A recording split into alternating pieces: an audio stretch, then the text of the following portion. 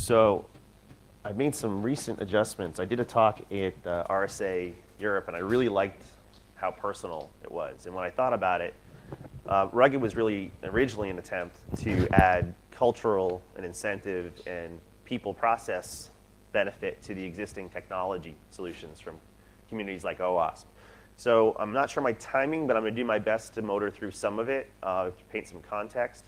Also, we're going to try to build on some of the concepts you saw in Gene Kim's keynote this morning, which he and I have been working on for about a year and a half. So as he said, I'm Director of Security Intelligence, but my background really goes back to being a philosophy undergrad. I got into software development for 5 years in a QA organization for a network company.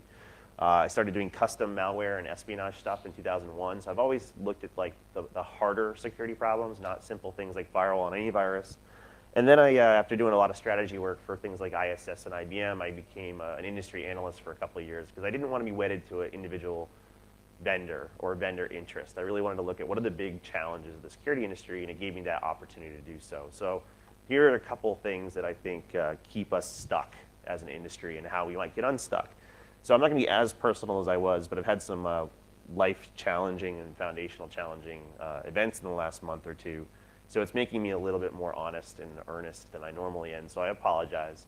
But I think about the value set that makes me interested in security. If I could be a superhero, if I had the physique, I would, but I don't. So I'm going to be a geek instead, and I try to be principled. This particular phrase came from a Navy SEAL in Dallas-Fort Worth who we did some cross-training with. We taught him some cybersecurity, and he taught us some Krav Maga and weapons training. But he says he wants to be a passionate, purposeful, principled protector and provider, and the last little tagline is he wants to be the kind of man his daughters would want to marry. And I try to bring that to what I do. I know some people see this as a good puzzle. I know some people see this industry as a good way to make money. But there's a higher purpose to some of this stuff, and I don't think we've fully realized it as a community. So, my mother almost died recently. She's had a pretty bad stroke, and you think about how do you want to be remembered? So if I had 3 words, this is my aspirational, I try to be as honest as I can be.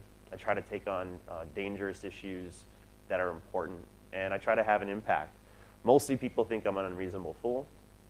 That's an Easter egg if you understand those 2 quotes, but I'm trying. So the question I asked at RSA London, just to prime why I think rugged cultures matter, is are we getting better as a security industry? So don't take this too personally as an OWASP community, but are we getting better in security? And the simple answer is no. I'm not going to equivocate. We're not. Now maybe we're getting better in certain areas, but we're getting worse faster than we're getting better. So the U2 song, if you recognize it, is it getting better or do you feel the same, right? I mean, do you feel like we're making progress? Are you feeling like we're just knocking those OWASP top 10 off the list? Do you feel like the breaches are going down, that there's fewer adversaries, that IT's stabilizing, not changing? To continue the lyric, often we just blame somebody, right? We blame the kitten-killing Chinese, right? The APT threat. We blame Anonymous is the new one, right? What's next? We're going to blame Canada. So we just don't really take responsibility for what we could be doing to advance ourselves. So I ask this every 6 months of the Digerati and the echo chamber. I said, are we getting better, worse, or staying the same? And how would you know? And you ask 10 of them, you'll get 12 answers. So a long, long time ago, I'm not going to marshal us through this, but I actually think I blogged about this once. But these are the sources that drive up our cost, complexity, and risk, right? And if you ask yourself against each of these 5 different vectors, is it getting better, worse, or the same? Well, we have more adversaries than ever and more types of adversaries and new types of adversaries. So that's not getting better. Technology, we had to adapt to x86 virtualization, cloud computing, mobility, bring your own device. That's not getting easier. Compliance, yeah, PCI made everyone's job easier, right? HIPAA, high tech. These things, on none of these fronts are things getting easier. None of them. So, are you growing and are you maturing at the same rate that each of these are evolving? And usually the answer is no. If you're a practitioner, the people who are demographically drawn to do security are risk averse. We hate change. Look at the headline there. Every single one of those is change. So we're not well suited to deal with change, and that's one of the reasons we struggle. But Gene did use this slide. Jack Daniels, Stacy Thayer, myself, Casey Yared, and the gal sponsor, we did the industry's first Maslach stress index thing. It's an independent stress index survey. And basically what we found out is we have incredibly dangerous levels of burnout and fatigue in the industry. the top 3 measures of, there's Gene right there. The top 3 measures that this checks for firemen, policemen, soldiers, et cetera, is 3 things. Your level of fatigue, your level of cynicism, and your perceived self-efficacy. I hate that last one, but perceived self-efficacy. Do you think you're doing a good job? Not are you doing a good job, but do you think you are? And although their sample set was not huge, and although we mostly talked to InfoSec people, we were off the charts on fatigue. We were off the charts on cynicism, literally the highest score. So cynicism is our core competence. And we were on the borderline for self-efficacy, but what happens is people think they're doing a good job because they pass the audit, and when they get breached anyhow, they hit the ground harder. But it was very interesting. We had a guy who was a SWAT team lead. It would kick in doors for the DEA. I think it was actually here in Texas. And he got into InfoSec 5 years ago, and he said he's twice as stressed in InfoSec as he ever was. And it blew our mind. We're like, he has to be making this up. But he had very clear answers as to why. Now, the difference here, and I've probably spent too much time on the burnout slide here, the difference here is in all those industries like EMTs and policemen, they have support networks. They have early ways to identify risk. They have ways to give you time off or give you counseling, and we have none of those such things. So we're really going to try to pay attention to this. But I think if you watch Gene Kim's talk, I mean, we are sometimes doomed to failure. We're in a death spiral, and that does lead to stress, and we take that home to our loved ones. We take that into our health. So I'd like to break that cycle. I think we can. So there's some more information on this at secburnout.org and itburnout.org. Now, I'm going to talk for a second here about why it matters. We did this rugged summit where we locked 10 of us in a hotel for a week. And one of the things that was accidental is you watched one of the early TED Talks by Simon Sinek. I gave you a link here at the bottom. But he has the golden circle, right? And it kind of changed the tone of the conversation. What he's basically saying is every single company can tell you what they do. Every single one of them. Some of them can tell you how they do it. But very, very, very few articulate why they do it, or if it matters, or what their values are. And he has a very compelling argument as to why it's so much more important to focus on values first, or why first, or context first.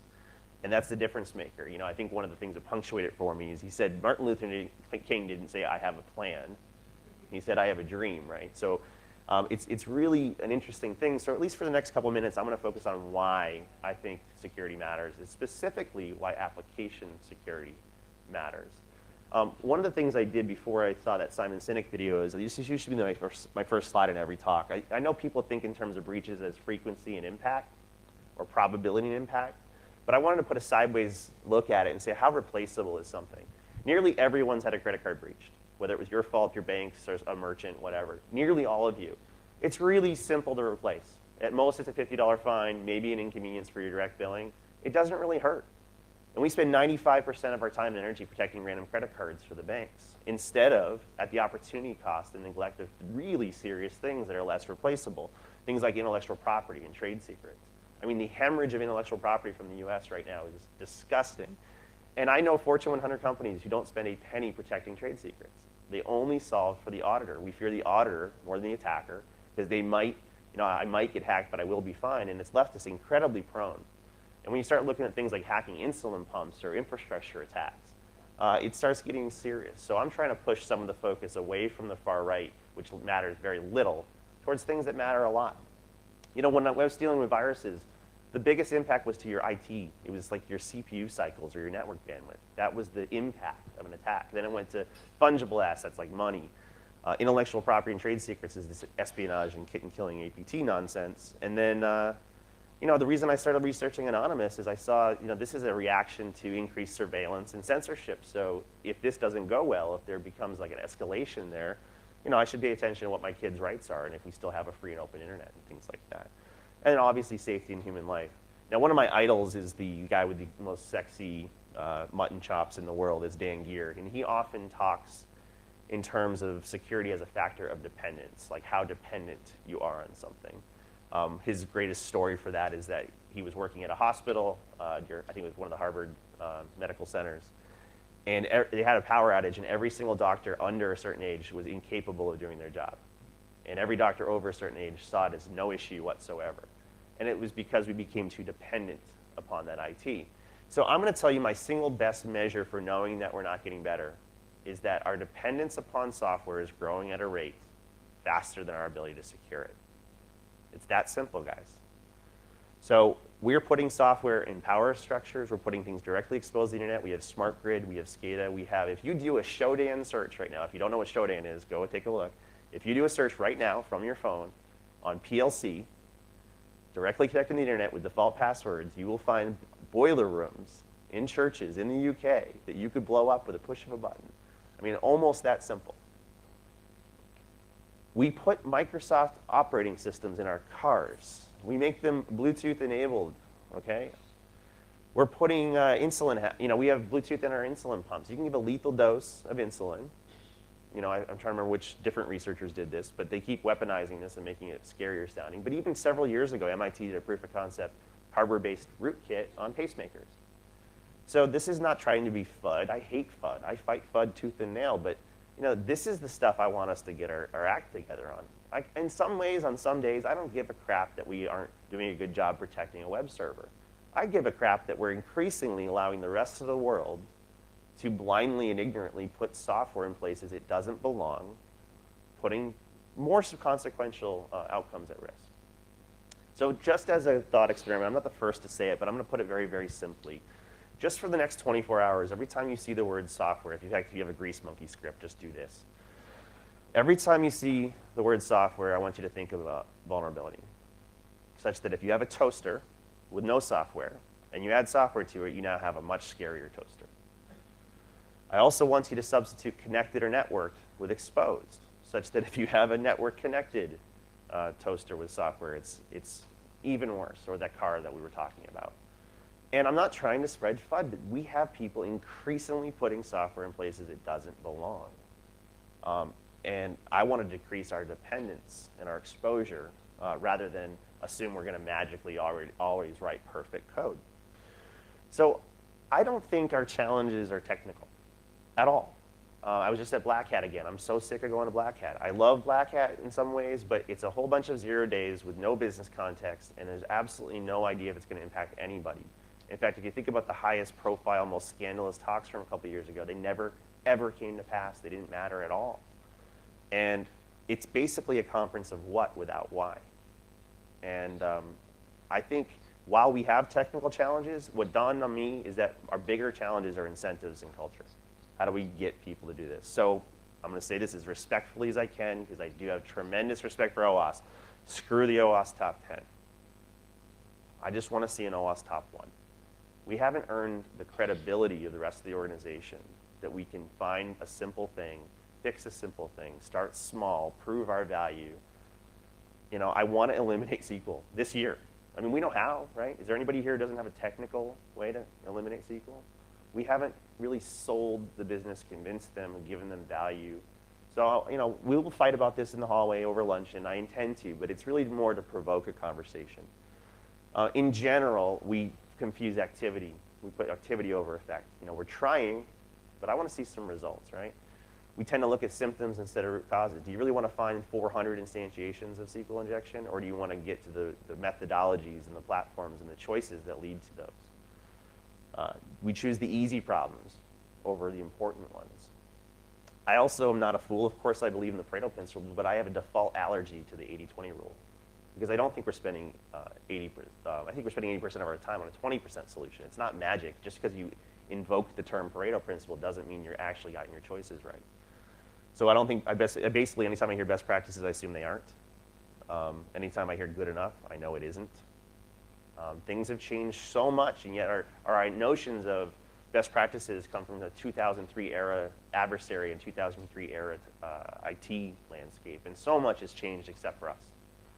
So again, it goes to incentives. So what do you do about it? I'm not going to just weep and gnashing of teeth, right? What do we do about this? Well, for some people, they'd rather have plausible deniability than actually get better at it. So you have to, on a personal level, decide, is your job to be able to say why something failed, or is your job to try to make it better? I'm going to choose that maybe 2 of you in the room at least want to get better, and I'm going to show you ways I've tried to passionately seek ways to get better.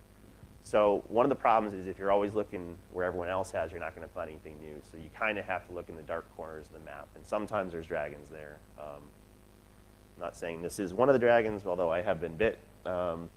But one of the things that was interesting when you look at things like Anonymous is I think whether you love them or hate them, they did the industry a tremendous service over the last 2 years. That summer of lulls, the 50-day rampage where they basically attacked anyone and everyone, they held a mirror to our neglect. They showed how poorly the industry has operationalized basic web hygiene. They essentially had 3 tricks, right? SQL injection, network layer DDoS, and phishing. Now, there was a couple that had more talent than that or more use cases than that. But every time they tried it, it worked, right? We know how to stop DDoS. My company stops DDoS all the time. We know how to stop SQL injection. And yet, look how bad a job these huge companies did at operationalizing those basics. So to me, that's an opportunity to finally have board-level attention and start a dialogue on, why were we falling down? Well, some of these companies that got breached, the first thing the board asked is, why did we get breached? We're PCI compliant. And the answer number 1 was, well, PCI is literally the least we could do. It wasn't going to be security. It was the least we could do to pass. And second of all, the servers that got attacked weren't even PCI scoped. So we didn't do anything on those servers. So it was a nice wake-up call and reminder that there's more assets than just the ones the auditor is looking at.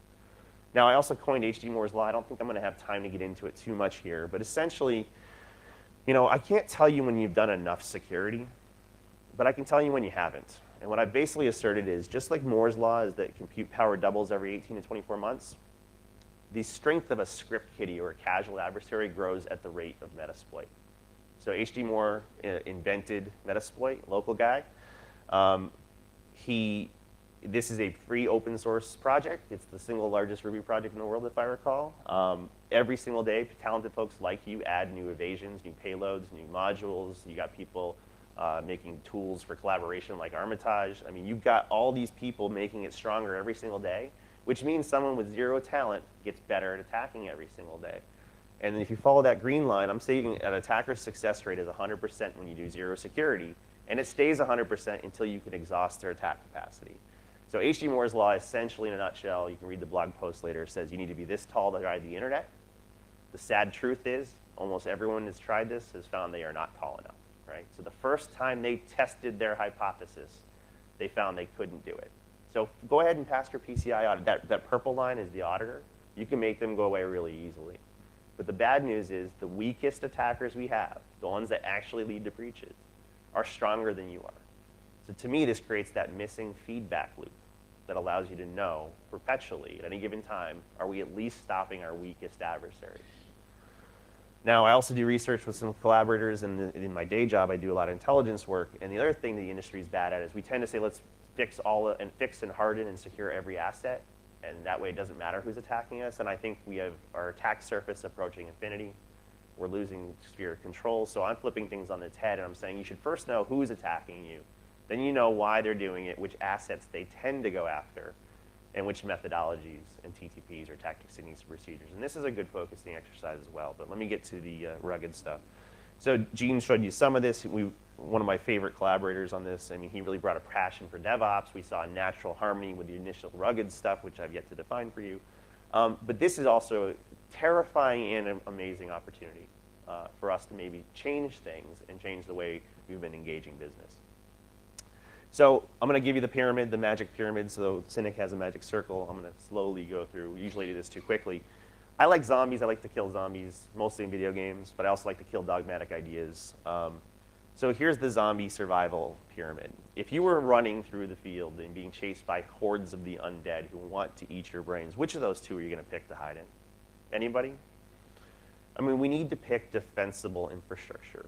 So this is my recipe on what the empty calories are. My wife's a dietitian, so she likes, the food guide pyramid.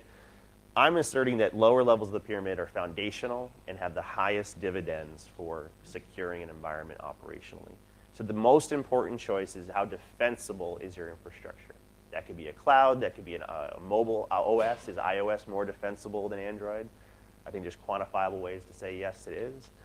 So choosing defensible infrastructure is the single most important thing that's going to help determine your survival. You may have IT choices made by others in the past or in the future that cannot be defended, no matter how much heroism you put into it. The second most important thing, which I used to make fun of, and now I apologize every time I can get a chance, is the Gene Kim visible ops philosophy. This is operational excellence. This isn't security either. This is the idea of know what you have, know when it changes, a tolerance of zero unplanned changes. This is keeping your wits about you in the zombie apocalypse. Do people know their roles? Do people keep their sanity? You know, sometimes your fellow survivors will get you killed, so you get rid of them, right? But if the bottom is about reducing your attack surface, then this is about reducing your chaos and entropy. That's Gene Kim right there. Isn't he smiley? Okay. Then comes situational awareness, right? This also isn't really security what starts dabbling into it. This is the idea that if you're being attacked, do you have floodlights? Do you have door sensors? Do you know how many are attacking you? From which direction? Do you know if they're zombies which need, to get hit in the head, or if they're vampires which need a wooden stake, or if they're werewolves which need a silver bullet? So we fight blindly and we die quickly. We are incredibly poorly instrumented. Rugged code is well instrumented code, right? So we don't have sufficient instrumentation throughout the layers of our stack. And this is the OO in OODA loop, right? Observe, orient, decide, act. And often we're just reacting blindly. So this is much better use. Better detection, leads to faster reaction. And then last comes the countermeasure. These really are the empty calories, right? Once you know that you have a defensible infrastructure, you're managing it well, you know who's attacking from which direction, what they're attacking, then you can have specific countermeasures. And yet look at what things like PCI do. We start at the top, we buy the product that some product vendor told us or scared us into buying, and that's what we do. And no wonder we're losing.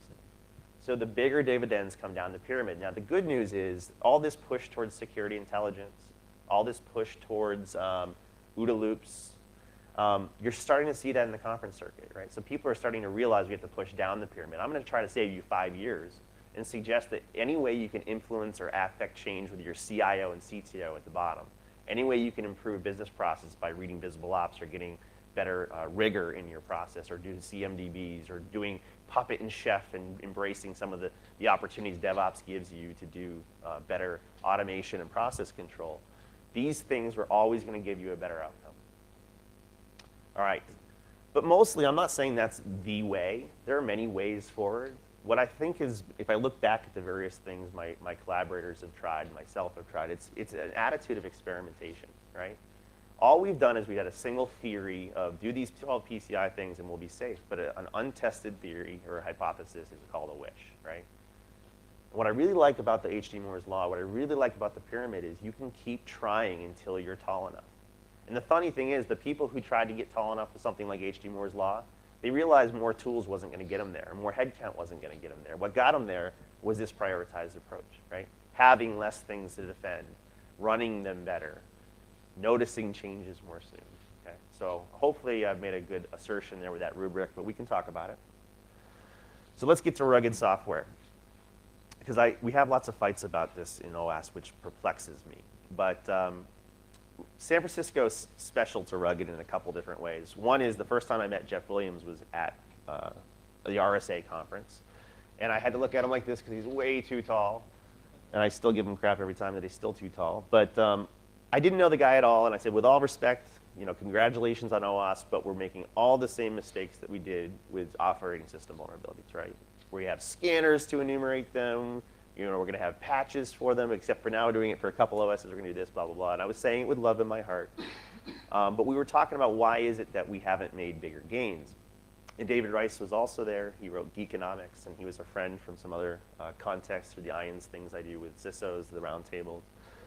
And what we realized is we looked up the Agile Manifesto, and we saw that the word risk didn't show up, the words the security didn't show up, the words threat didn't show up. And it's okay. It's not, it was not a security movement, but it was changing the way security development worked.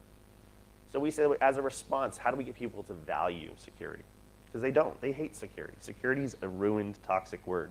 The other reasons I think San Francisco is nice is because that's where David Rice and I did debut this publicly about a year and a half later. And then also, if you think about how you build buildings in San Francisco, they have this pesky problem called earthquakes, right? So if you build a skyscraper here, you just build a skyscraper, if I understand, right? But if you build one there, you have to factor for the environmental reality of earthquakes. And one of the things David says in his intro of his book, which is profound, is steel and concrete are foundational to society. Not a single one of you sat in perpetual fear that this building was going to collapse upon you. None of you. You just take it for granted. But his assertion is we're becoming as dependent on software as we are on steel and concrete, and it's nowhere nearly as reliable, and we wanted to change that. So if it took us 25 years through this dialogue and lots of getting beat up by different OWASP people and personalities, that's fine. We knew we had to start the conversation and change the culture towards rugged and defensible infrastructure. So my primary complaint when beating up Jeff was I said, we keep fighting the heads of the hydra, we never go for the heart. I don't want to find and fix all the bugs. I want to stop the industrial vulnerability complex that's churning them out. So if we can't get to the 99.999% of the developers that were producing this, then we were never going to shut off the flood. So these are just a couple snippets from that original presentation. Software not just has to be fast, not just agile. Remember, we want to be agile but not fragile. But are you also rugged, right? We wanted to add that to the mix. And rugged doesn't mean perfect, right? It just means that you're tested and you're capable and you're ready for it. So we do face harsh climates. We do have unfriendly, talented, motivated adversaries. So we wrote a manifesto of our own. And it's a little cheesy, but I'm actually going to read it to you because I haven't read it in a long, long time. So it's 10 lines. It says, I am rugged, and more importantly, my code is rugged. I recognize that software has become a foundation of our modern world. I recognize the awesome responsibility that comes with this foundational role. This is my favorite line. I recognize my code will be used in ways I cannot anticipate, in ways it was not designed, and for longer than it was ever intended. Does that sound familiar? I recognize my code will be attacked by talented and persistent adversaries who threaten our physical, economic, and national security. I recognize these things, and I choose to be rugged. I'm rugged because I refuse to be a source of vulnerability or weakness. I'm rugged because I assure my code will support its mission. I'm rugged because my code can face these challenges and persist in spite of them. I am rugged not because it is easy, but because it is necessary, and I am up for the challenge. So that was our emotional response to the Agile Manifesto. I really think you could boil it down to this single line, right? It's reality. It rings true. So the question and the plea was, are you rugged? And this is, even if this, at my most cynical moment, even if this is a slight or a finesse away from the toxic word security, it's still powerful. We did put out the ruggedsoftware.org site. We have now added lots of documents. We've seen massive adoption in places like DHS. There's a whole software assurance movement and investment, and there's a collaboration with MITRE, and they really weren't getting much traction using the word assurance. They thought that was the way to fix security. For some reason, where the word security fails, the word rugged works. I don't know why. This is my most cynical moment. There's a whole magazine in Crosstalk, which is for the defense and infrastructure, dedicated to rugged, and shows a bunch of experimentation from academia. But really, when I noticed that developers and OWASP people hated the term, what I found is CIOs love the term. When I found that AppSec vendors hated the term, I found certain developers actually loved it. A couple weeks after we debuted it, and I got kicked in the teeth pretty hard by some OWASP people, I was about to say, screw this, I'm too busy, I have my day job, I'm going to focus on the things I do for a living. And I was visiting a friend at an airline, and the coffee maker on his floor didn't work, so we had to go down to a different floor. And we're walking past a cubicle, and there was a full poster-sized printout of the Rugged Manifesto. I'm like, that's awesome. I'm like, did he work for you? He goes, this isn't a security floor. It was just a developer who had found it, and it kind of spoke to him. And if we can reach one or two at a time, we can get this into some undergraduate programs, some postgrad programs. We can get someone to add a single day guest lecture into some development course. That was a good idea. But the thing that I found from all these people who didn't hate it was security is dead. Security is a dirty word. People hate security. The only people who love security are in this room, okay? Why do they hate it? They hate it because it's a cost that comes out of the things they want to spend money on. They don't see this as valuable. There's no ROI in security. It is a cost. It is a tax. It is an undesired one. And it's an inhibitor. They want to bring iPads to work, and we say no. They want to go into Amazon to save money, and we say no. So we can't be a cost and inhibitor, even if that's the reality of the matter. So guess what? I can keep using a word that's useless and dead, or you can take the Pepsi challenge, and whenever you would have talked to a CIO and used the word security, say rugged. So is this rhetoric? No. I'm hoping she's in the room. I don't see her. But one of my early adopters was the CISO of the Texas Education Agency. She tried to get an AppSec proposal through 2 years in a row, and it failed every time. She saw this and we talked about it, so she simply took the CIO's priorities for the year, which were these words, except it didn't have security on there, and she slid the word security in, and she called it the Rugged Texas Education Agency Proposal. She used his words, his language, didn't call it security, slid the security budget in there, and he said yes to something he said no to 2 prior years. Now, I'm being cynical here. So I know this was attributed to Wicket, who is also brilliant and also uses these words, but these actually came from Wendy Nather. And this proposal got through. So she got her training, she got her scanning tools, she got things through because it was slightly different in tone from a negative to something that the CIO wanted. Here's another success story who I had to remove his, he'll let me use his name, but this is Gorlick, excuse me. He gave a talk at B-Sides Detroit, and he is in a financial vertical. He basically went hook, line, and sinker for Rugged immediately, and for DevOps as soon as we had Rugged DevOps. His tangible successes you can read on your own, but he basically said, and I'm going to read this from the show notes here, it was more tonal than anything. He said the term rugged changed the conversation with my developers and architects from that's security's job to that's my job, right? It made it more personal. It turned it into more like a quality thing or a safety thing where safety is everyone's responsibility. So he also was fighting the tides, and he changed the conversation by making it look like this was everybody's responsibility and we had a common plan for doing so. Now, by the way, this predates the Rugged Summit. This predates the Rugged Handbook and the implementation guide. This was someone who latched onto the value set and found a way to experiment and drive value.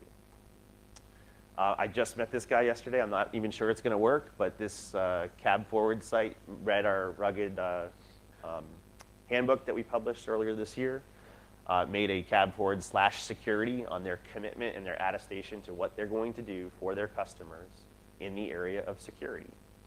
So I can't tell you if this is a fairy tale or if this is like exactly what they do, and that's going to be up to them to decide and deliver. But it's interesting and valuable that they can see this as a way to differentiate their IT offerings, their development offerings, by showing how seriously they're at least admitting they acknowledge the existence of security concerns and have at least publicly committed to doing something about it.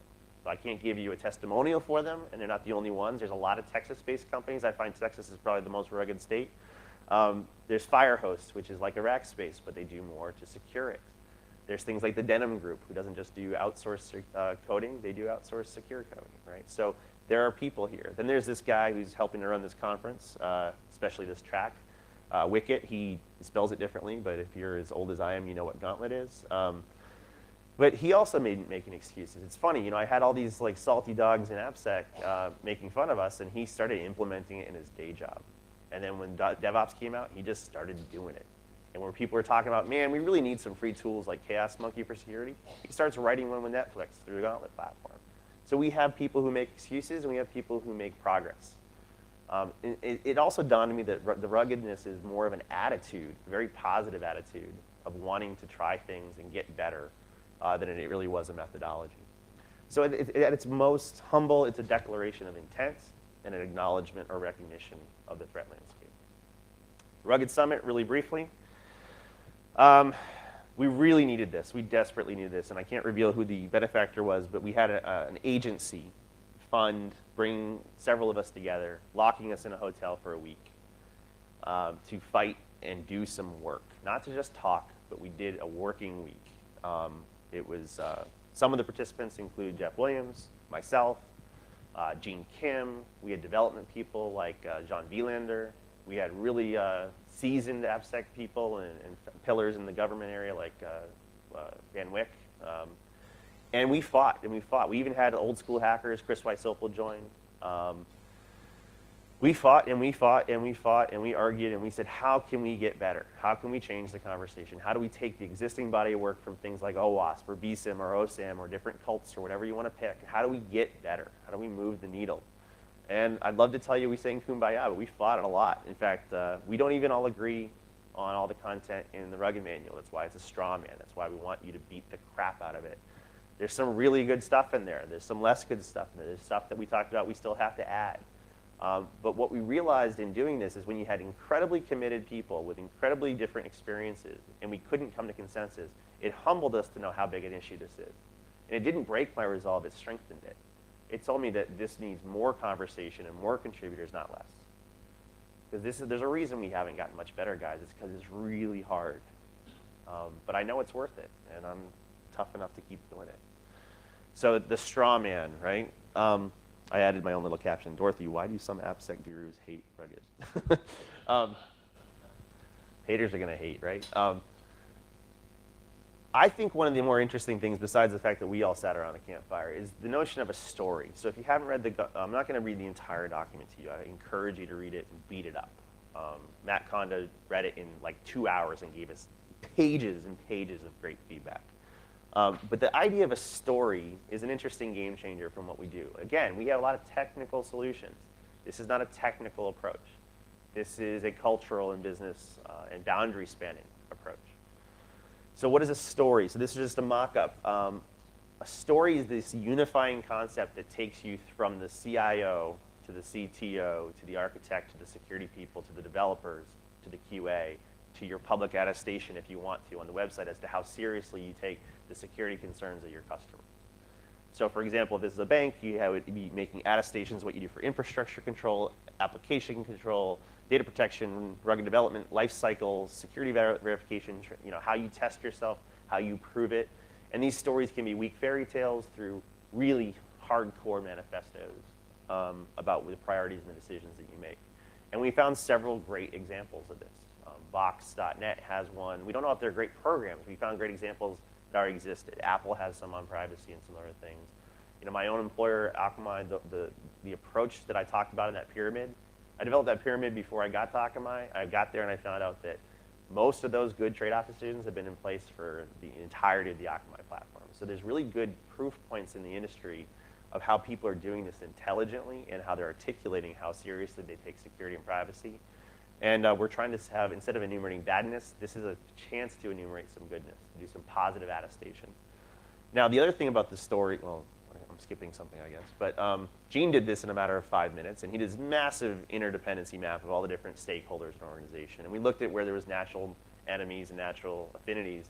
Those little orange things, which I'll let you ogle at on your own time, represented really big gaps, really big areas that were preventing us from moving forward. So we flagged potential things. Like one of them is, what's the buyer's bill of rights? So how do you get a CIO to feel more entitled from his software supply chain or her software supply chain to have code that doesn't suck, that doesn't push costs onto them, that is patchable, that gets patches in a timely manner, things like that. T's and C's, money back guarantees, commitments like some of the states are doing. So we realized that this isn't just a developer problem. This is an entire organization's problem. And putting the burden on the developers in the AppSec community, that's like the tail wagging the dog. So anyhow, back to that story. We then realized and we wrote sections for rugged by role. So the CIO's job is to communicate to the business that these three, if we're a bank, these three top level concerns could affect our bottom line and our customers. So they might say fraud is an issue, for example. That downstream passes to security analysts who then enumerate all the ways in which that fraud can be perpetrated. And then the architects make decisions on, okay, so which libraries and which development environments and which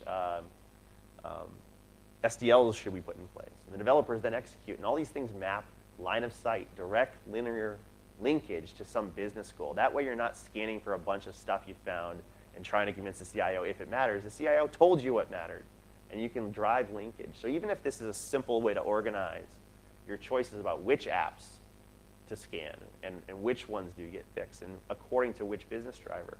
And when the time you're all done, everybody knows their role and why they're doing it. You have a nice big tree, and at the end you can turn that into a public attestation. So this is the ugliest version I could muster this morning. I still want to find a better way to do this, but if the CIO has 3 concerns, that might map to, each one of them might map to several different architectural choices, which could map to developer requirements, which could map to QA. It's kind of sick to think about putting the onus on those lazy developers just getting smarter, because why should they fix a whole bunch of instantiations of code if they could have made an upstream decision on some IT choice that would obviate that? Because when you start enumerating this, every single one of those becomes a work stream, which has a cost, which has a head count. So back to that pyramid, one of the best ways to be defensible in the zombie apocalypse is have fewer things to protect and have more protectable things.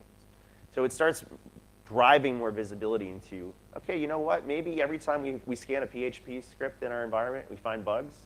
Maybe we should stop doing new PHP things. I'm not saying you can't make secure things in PHP, but if you have a high correlation, then you start making a business decision that all new applications will be in this environment on this platform.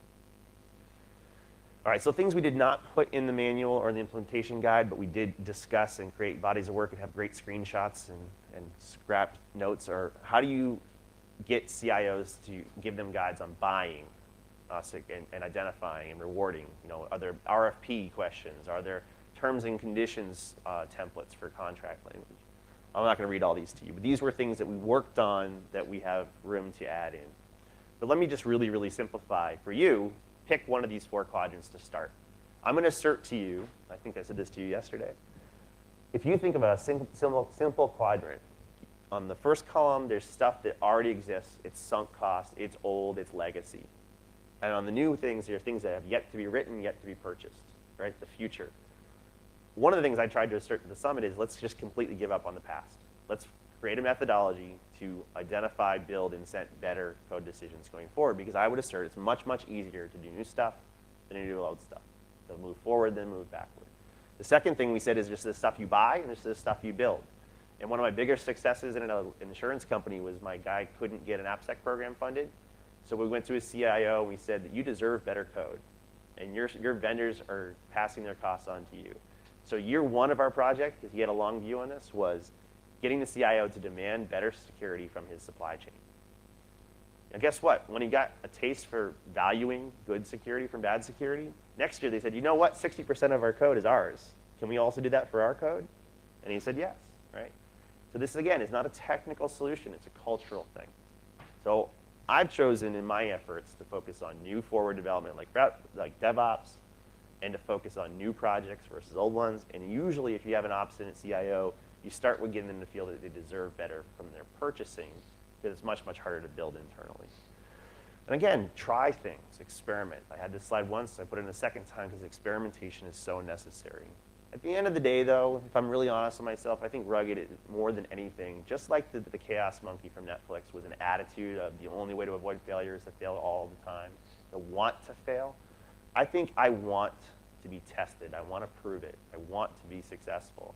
So I think rugged is an attitude, much like the honey badger don't care. I'd love to get a point where I don't care who's attacking me. I can handle it. Bring it, right? Not that I'm going to win every fight. You know how many prize fighters win every fight? How many UFC fighters win every fight? But you're willing to get in a fight, and you're willing to do it. Now, I'd like to say honey badger don't care, but I think I care a little too much, so that's the shirt I bought for myself and Wendy.